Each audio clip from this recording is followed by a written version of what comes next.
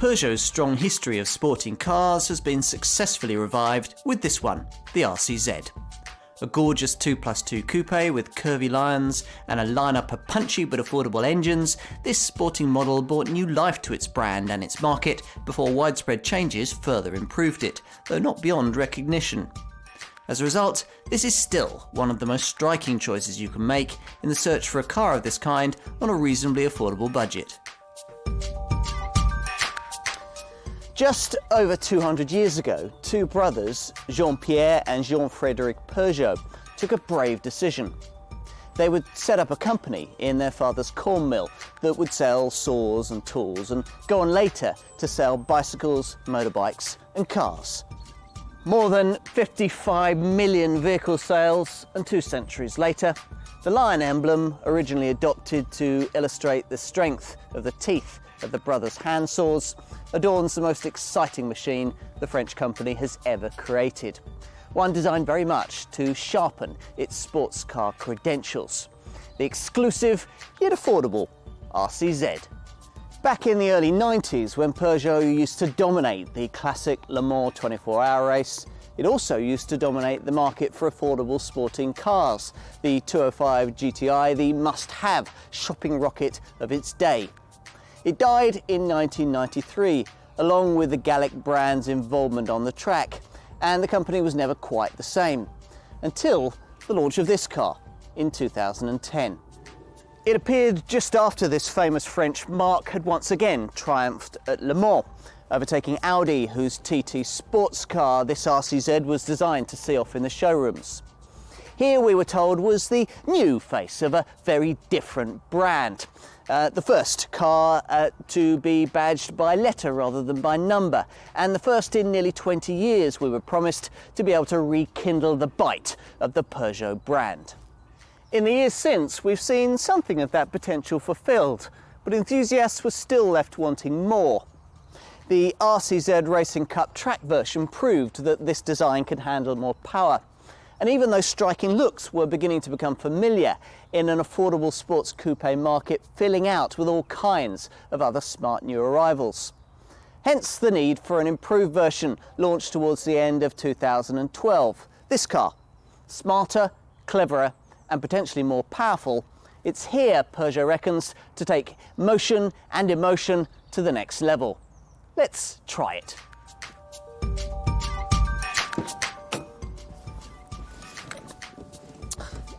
Though the emotive looks aren't quite as racy when you take a seat inside, it's still hard not to approach a drive in this Peugeot without a sense of anticipation. How exactly will a car that looks like this really feel to drive? Now, if you've done your homework before slipping behind the wheel, your expectations might be tempered by the reality of the fact that this RCZ's underpinnings aren't those of a hardcore sports car. But then, so what? That applies to virtually all affordable sports cars these days, and it certainly applies to this model's two most obvious rivals, Volkswagen's Scirocco and Audi's TT. You might, though, still be forgiven for expecting that such a futuristic shape would clothe something a little more high-tech than the kind of front-driven, torsion beam suspended setup that you can find in any ordinary family hatch, in this case borrowed from Peugeot's Focus-sized 308. But as many sports models have proved over the years, the ingredients available matter a lot less than the way that they're used. And the signs that they may have been used rather effectively in this case come the first time you venture off the highway and begin to flick this little lion from lock to lock. Here's a car involving enough to make an ordinary Audi TT seem really rather dull. Like the TT, it has a pop-up rear spoiler, this one activating in 2 phases. The first at 19 degrees when you reach 53 miles an hour. The second, a more overt 34 degrees, should you be travelling on a road where 96 miles an hour is possible. More important is the news that on your favourite back road home, this car will feel light and alive, corner flatly and provide plenty of grip at the front end. Are there downsides? Well, yes, but they're not many and they're not especially significant. The firm ride you'd expect, though it can get very fidgety on really poor surfaces. The 6-speed manual gearbox is direct, but can be slightly notchy. One reason why some buyers of the lower order petrol model might like to consider the optional 6-speed automatic. The steering is accurate, though slightly lacking in feel, and it could feel a bit faster. That's a legacy of the longish gearing, there to improve fuel economy and control the highish weight. The speed sensation thing is obviously most noticeable on the lower powered variants. Most choose the entry-level petrol THP 156 model. The figure designates the horsepower that car offers. It's enough to get it from rest to 62 miles an hour in 8.3 seconds on the way to a top speed of 133 miles an hour. Almost as eager is the alternative 2-litre diesel, the Sport HDI 163 variant, which manages rest to 62 in 8.7 seconds on the way to a top speed of 137 miles an hour. Personally though, I'd be tempted to delve a little deeper into my budget to get myself a mechanical package far more in keeping with the promise of those extrovert looks. That of this rapid petrol THP 200 model. Here you get the same BMW co-developed 1.6-litre petrol turbo engine that you'll find in the base THP 156 model, but here teased out to 200 brake horsepower, repositioning this as a 150 miles an hour car. The benefits of going large don't stop with the extra 40 brake horsepower either.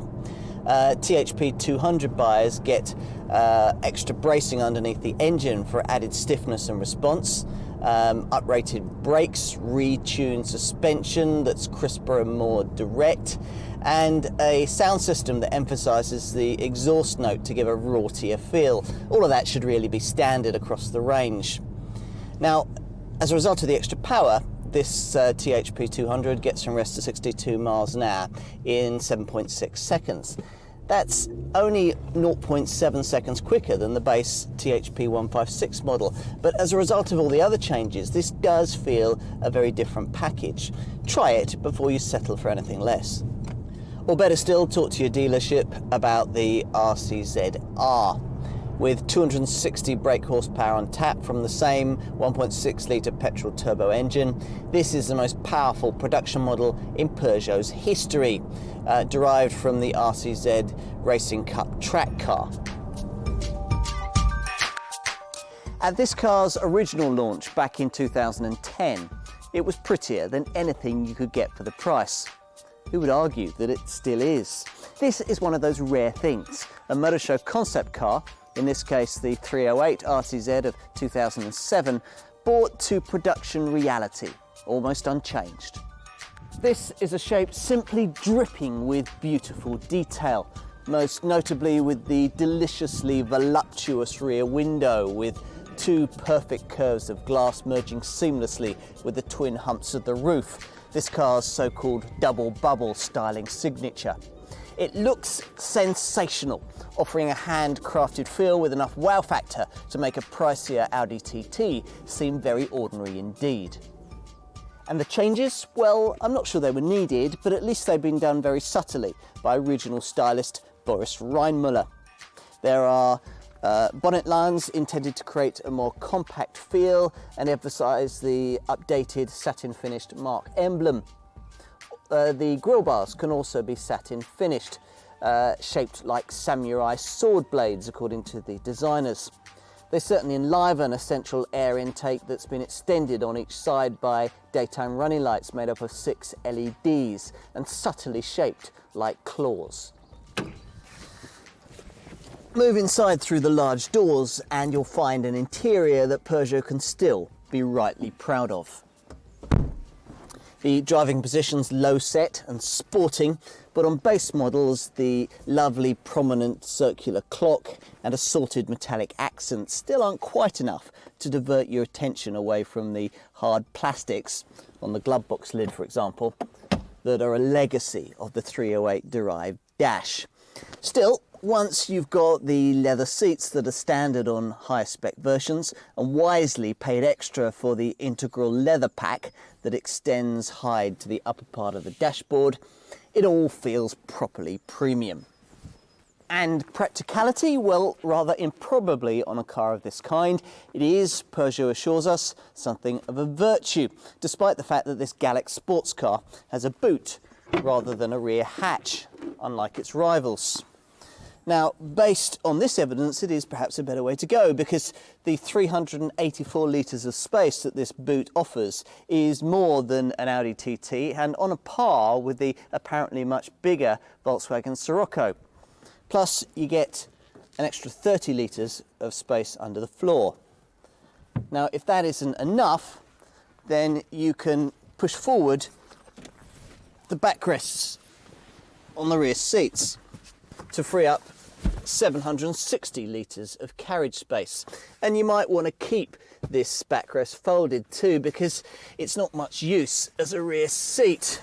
Unlike, say, a Volkswagen Scirocco, you wouldn't want to put adults here for any length of time, not unless you had something against them anyway. So let's get to all you need to know about buying an RCZ. Prices sit mainly in the £22,000 to £26,000 bracket, with the starting point for most being the entry-level THP 156 petrol variant.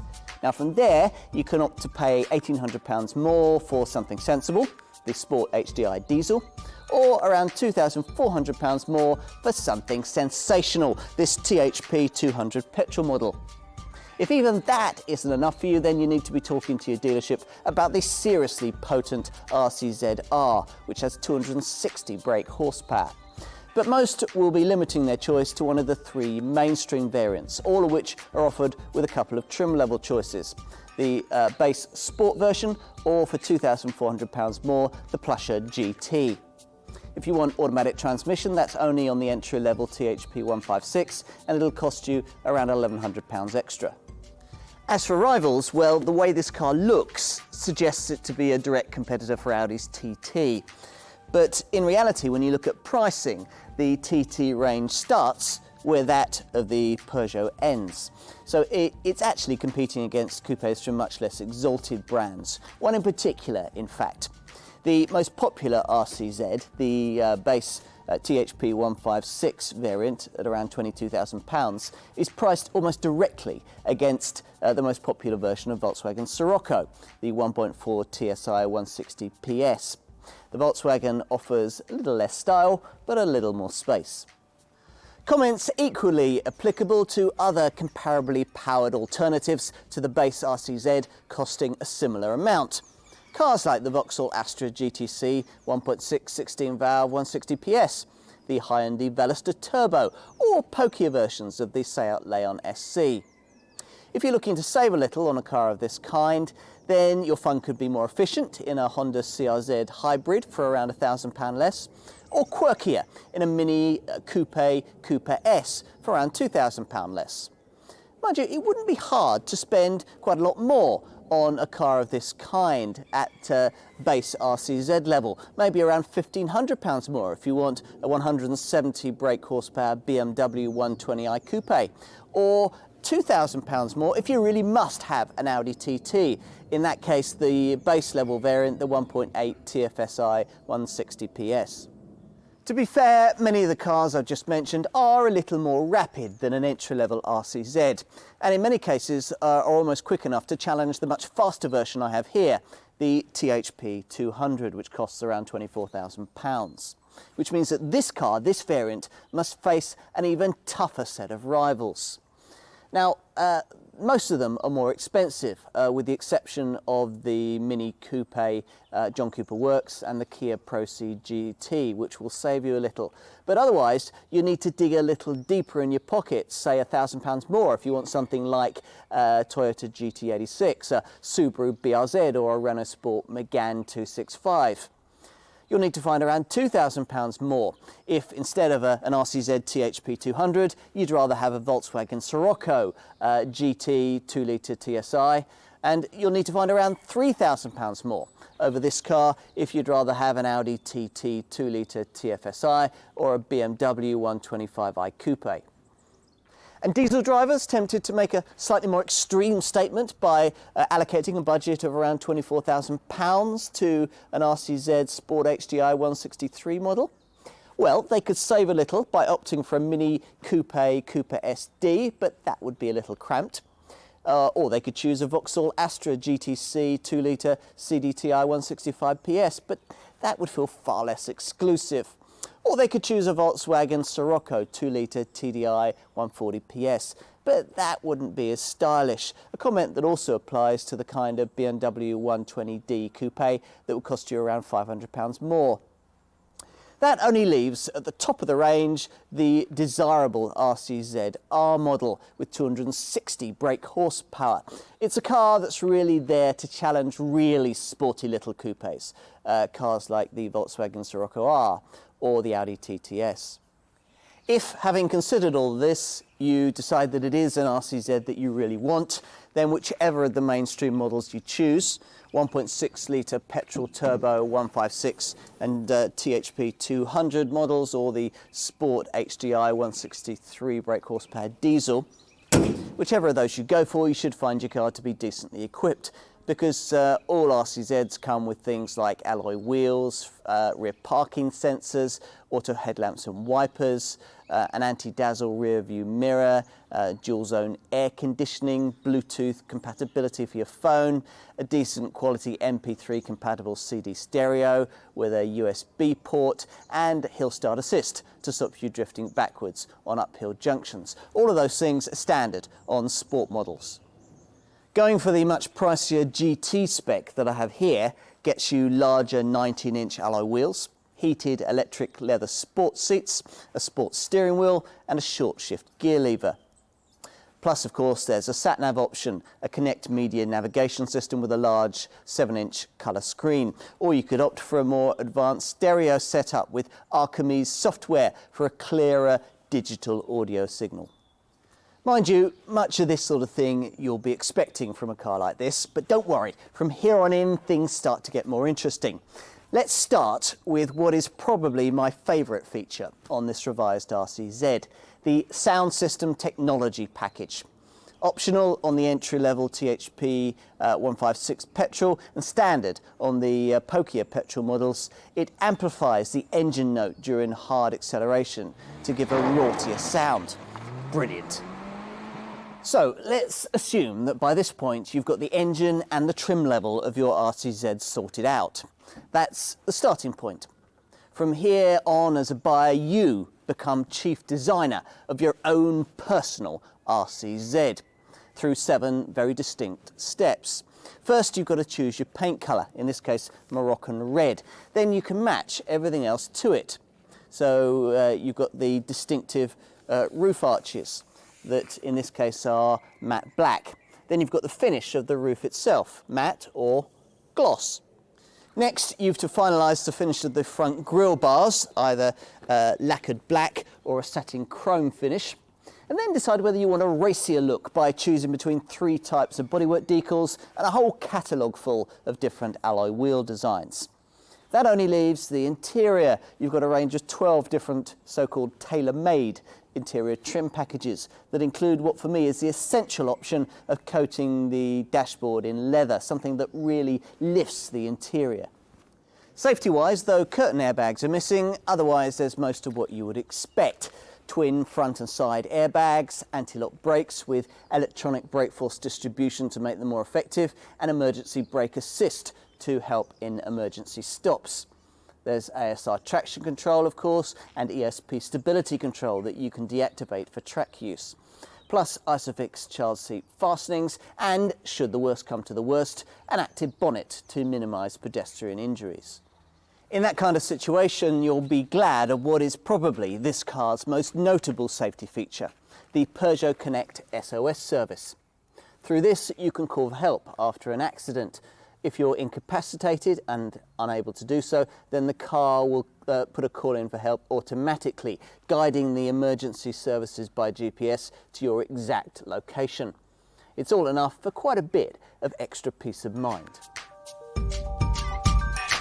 The RCZ's modern engine should help endow this car with low running costs and make it no more expensive to run than any mainstream Peugeot. That's certainly the case of the two mainstream 1.6 litre petrol turbo engines.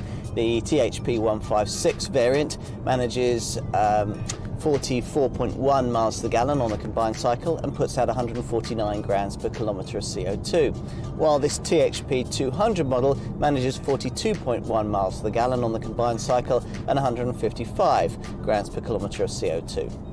If you want me to put that into perspective for you, it means that compared to a comparable Volkswagen Scirocco or Vauxhall Astra GTC, you'll put out about 15% less CO2 emissions and go 4 to 5 miles further on every gallon of fuel. Where Peugeot does need to do a little more work in this respect is with the Sport HDI 163 diesel model. Its returns of 53.2 miles to the gallon on the combined cycle and 139 grams per kilometre of CO2 are bettered by just about every direct diesel rival in this segment. Mind you, they'll still make for pretty frugal motoring. What else? Well, there's a gear shift indicator to help you drive more efficiently. Insurance groupings for mainstream models range between 28 and 34.